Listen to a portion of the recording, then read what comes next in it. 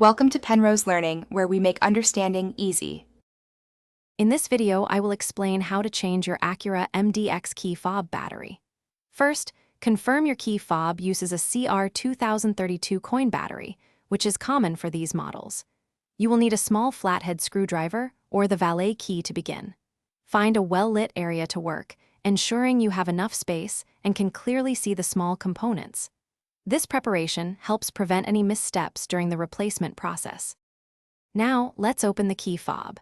Begin by removing the emergency key, usually found by pressing a release button. Next, look for a small notch or slot on the side or bottom of the key fob. Insert your flathead screwdriver or the emergency key into this slot. Gently twist or pry to separate the two halves of the casing. Take your time to avoid damaging the plastic clips or internal components.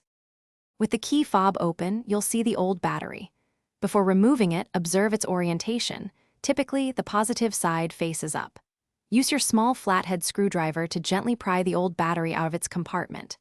Now, take your new CR 2032 battery and insert it, ensuring the positive side, usually marked with a plus sign, is facing upwards. Press it firmly into place until it sits flush and securely. Finally, it's time to reassemble and test. Carefully align the two halves of the key fob casing and gently press them together until they snap securely into place.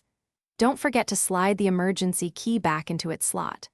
Once reassembled, test all the key fob's functions, like locking and unlocking your vehicle, to ensure everything works correctly.